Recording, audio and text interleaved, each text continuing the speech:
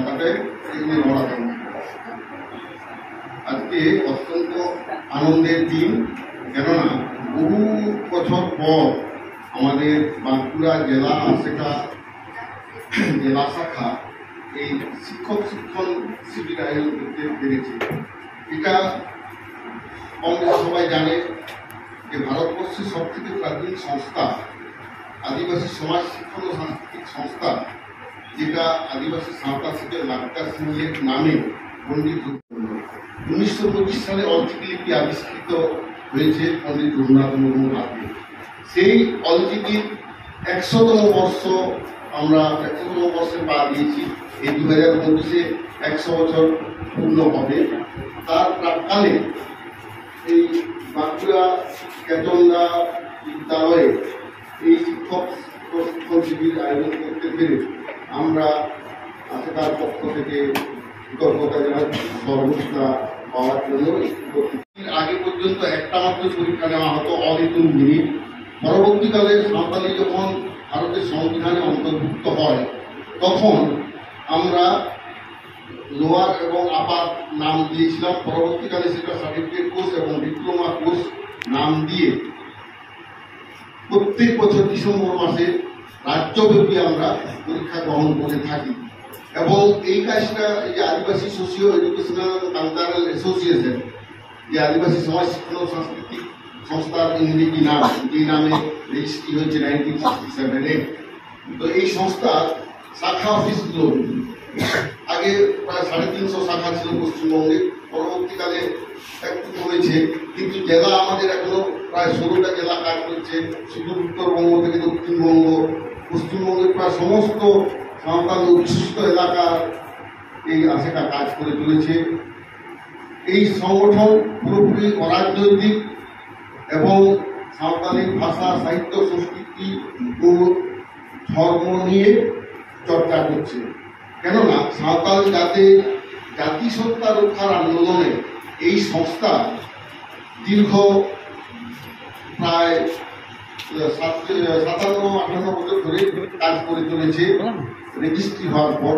তার আগের থেকে যে কাজ এই সংস্থা করে চলেছিল তারই ফলশ্রুতিতে 2003 সালের 22শে ডিসেম্বর সাঁওতালি ভাষা ভারতের সংবিধানে অন্তর্ভুক্ত হয়ে ভারতের একমাত্র আদিবাসী ভাষা হিসেবে জাতীয় ভাষার স্বীকৃতি অর্জন করছে। সাঁওতালির সঙ্গে বড়ো ভাষা অন্তর্ভুক্ত হয়েছে, ওটা একটা আদিবাসী ভাষা, কিন্তু অস্ট্রিক ভাষাগোষ্ঠীর ভাষার মধ্যে সাঁওতালি একমাত্র আদিবাসী ভাষা, যেটা ভারতের সংবিধানে অন্তর্ভুক্ত হয়েছে। এবং আমাদের সংগ্রামের যে মূল লক্ষ্য পণ্ডিত রঘুনাথ মুর্মুর মাধ্যমে এবং আমাদের মহাকবি সাধুরামচাঁদ মুর্মুর দেখানোর পথে যে আন্দোলনটা শুরু হয়েছিল, সেই পথে আন্দোলন করতে করতে ভারত স্বাধীন হওয়া 56 বছর পর ভারতবর্ষের ভূমিপুত্ররা তাদের মাতৃভাষার সরকারি স্বীকৃতি অর্জন করতে পেরেছিল।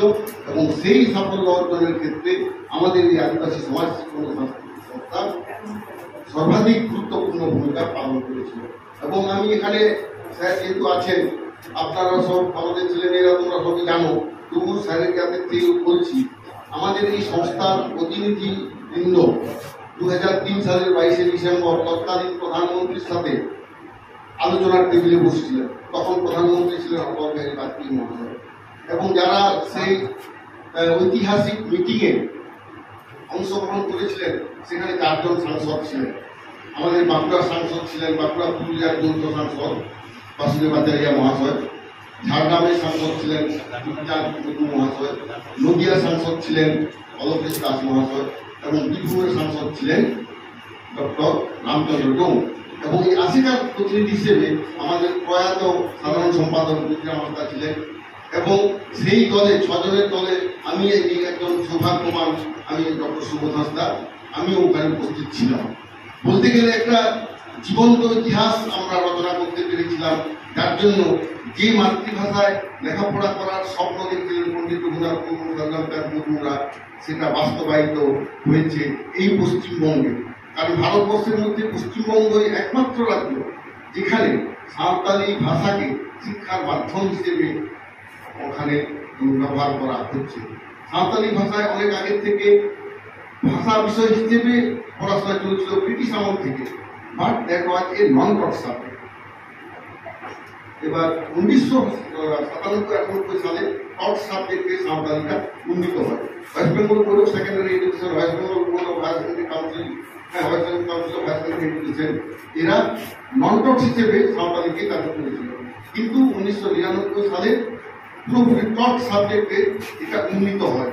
এবং আমরা এখানে দেখছিলাম তৎকালীন মন্ত্রী ছিলেন, উনি উপাসে ব্লকটা উদ্বোধন করেছিলেন এবং উনার উদ্যোগে সাঁওতালি ভাষা নন টট থেকে টট সাবজেক্টে উন্নীত হয়েছিল 1998-99 শিক্ষাবর্ষে আমাদের রানীবাঁধের স্কুলে। তো এই ইতিহাসগুলো এক একটা ধাপে ধাপে তৈরি হয়েছে আমাদের এই বাঁকুড়ার জনগণের অদম্য উৎসাহ এবং উদ্দীপনার মাধ্যমে। এবং আজকে সেই ইতিহাসকে আমরা পুনরাবৃত্তি করতে চাইছি এই কারণের জন্য, আমাদের এখানে অনেক সব ছেলে মেয়ে আছে যাদের বয়স অনেকটাই কম। সাঁওতালি ভাষা স্বীকৃত হওয়ার পর 20 বছর অতিক্রান্ত হয়ে গেছে, কিন্তু এই যে দীর্ঘ একটা আন্দোলনের সাফল্য অর্জন করেছে সাঁওতাল ভাষা আন্দোলনের নেতৃবৃন্দ, তাদের পরবর্তী প্রজন্মের জন্য, এটা শুধু সাঁওতাল জাতির জন্য নয়, ভারতবর্ষের ভাষা শিক্ষার ক্ষেত্রে একটা নতুন দিগন্ত খুলে দিয়েছে। আমরা যদি অধ্যাপক সুনীতি কুমার চট্টোপাধ্যায়, বিহারঞ্জন রায় এইরকম স্বনামধন্য ব্যক্তিত্বের স্মরণ করি, আমরা তাদের লেখাগুলো পড়ি, আমরা দেখব ওনারা পরিষ্কার বলে দিয়েছেন ভারতবর্ষের প্রাচীনতম ভাষা হচ্ছে সাঁওতালি। সুনীতি কুমার চট্টোপাধ্যায় তার বাংলা ভাষা তত্ত্বের ভূমিকাতে পরিষ্কার বলেছিলেন একসময় ভারতবর্ষে মূল গোষ্ঠীর ভাষাগুলোই ছিল, তার আগে অন্য ভাষাগুলো ছিল না। আর্য গোষ্ঠীর মানুষরা জাস্ট 2000-2500 বছর পূর্বে ভারতবর্ষে এসেছেন এবং ইসলামিক ধর্মের লোকেরা এসেছেন জাস্ট 1000 থেকে 1600 বছর পূর্বে। কাজে তৎপূর্বে ভারতবর্ষে অস্ট্রিক ভাষা গোষ্ঠীর মানুষরাই এখানে রাজত্ব করছিল।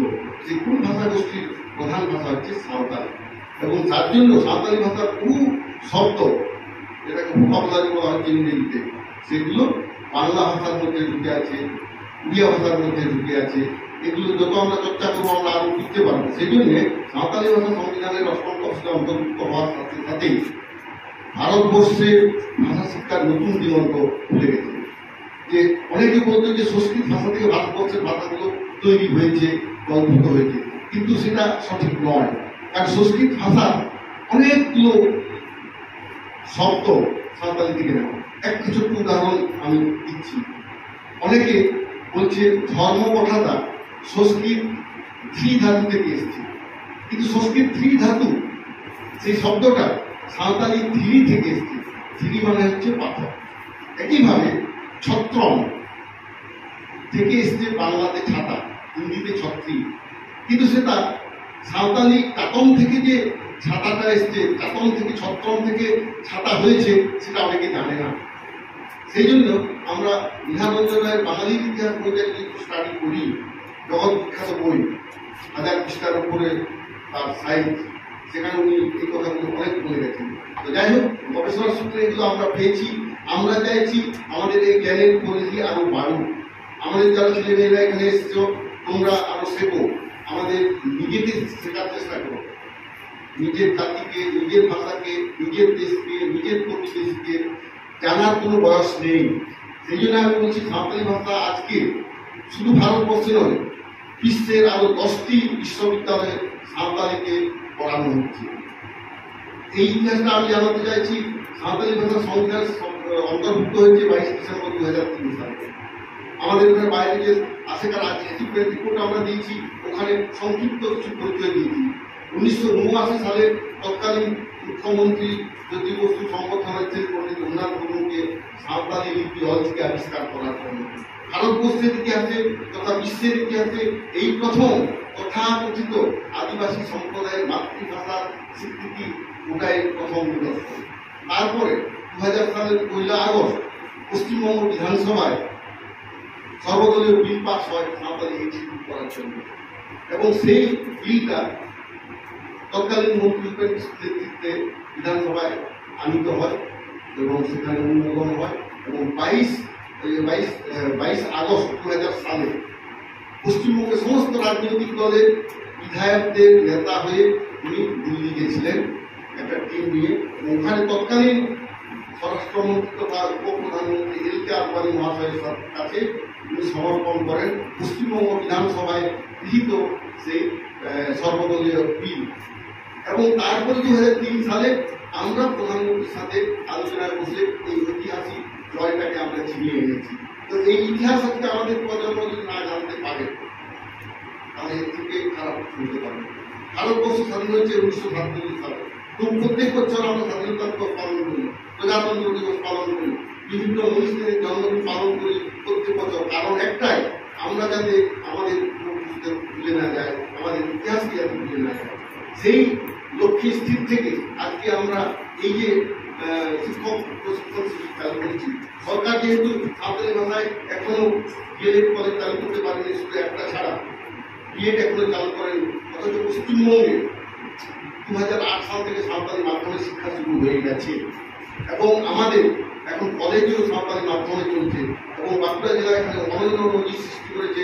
বাঁকুড়া বিশ্ববিদ্যালয়ের মেইন ক্যাম্পাসে সাঁওতালি মাধ্যমে কলেজ স্তরে পড়ানো হচ্ছে, কিন্তু পরিকাঠামোর আমাদের বড় অভাব। সাঁওতালি মাধ্যম বিদ্যালয়গুলোতে এসএসসির মাধ্যমে প্রয়োজনীয় সংখ্যক শিক্ষক আমাদের নেই, আলাদা বিশেষ সাঁওতালি মাধ্যমের জন্য নেই। আমরা সরকারের সঙ্গে বিষয়টা নিয়ে আমরা আলোচনা করেছি, করছি এবং করব। তৎসত্ত্বেও সরকারকে সাপ্লিমেন্ট করার জন্য, সরকারের অসম্পূর্ণ কাজটাকে সম্পূর্ণ করার জন্য আজকে এই ASECA শিক্ষক প্রশিক্ষণ শিবির এখানে আয়োজন করেছে এবং তার জন্য আমরা খুব কৃতজ্ঞ। বাঁকুড়া জেলা শাখা এই কাজে অত্যন্ত দক্ষতার সঙ্গে আমাদের সাথে সহযোগিতা করেছে, কারণ হেড অফিস থাকে কলকাতায়। হেড অফিস তার জেলা শাখাগুলোর মাধ্যমে তাদের কাজটাকে সম্পন্ন করে এবং জেলা বা ছোটখাটো ব্রাঞ্চের যারা সবাই কিন্তু আমাদের হেড অফিস ASECA ওরা কর্মী, সম্মানীয় কর্মী। যেটা আমাদের ASECA ঠিকানাটা হচ্ছে 14/1 কুন্ডু লেন, ভবানীপুর, কলকাতা 25। তা ওখান থেকেই আজকে সারা বিশ্বে তো আমরা সাঁওতালি ভাষাকে প্রচার করতে পেরেছি। আমেরিকার 3টে বিশ্ববিদ্যালয়, জার্মানির 3টে বিশ্ববিদ্যালয়, জাপানের 3টে বিশ্ববিদ্যালয়, রাশিয়ার একটা বিশ্ববিদ্যালয় মিলে মোট 10টি বিশ্ববিদ্যালয়ে সাঁওতালিকে লিঙ্গুইস্টিক মানে ভাষা তত্ত্ব নিয়ে যারা মাস্টার ডিগ্রি করে তারা একটা পড়ে। এবং রিসেন্টলি কলকাতা বিশ্ববিদ্যালয়ে 2021 সাল থেকে সাঁওতালিকে ওটা হচ্ছে comparative Indian language and literature বিভাগে MA-তে অন্তর্ভুক্ত করা হয়েছে একটা সেমিস্টারে। এবং আমি নিজেই ঘোষণা করছি, ওখানে গেস্ট প্রফেসর হিসেবে আমাকে ওখানে নিয়োগ করা হয়েছে।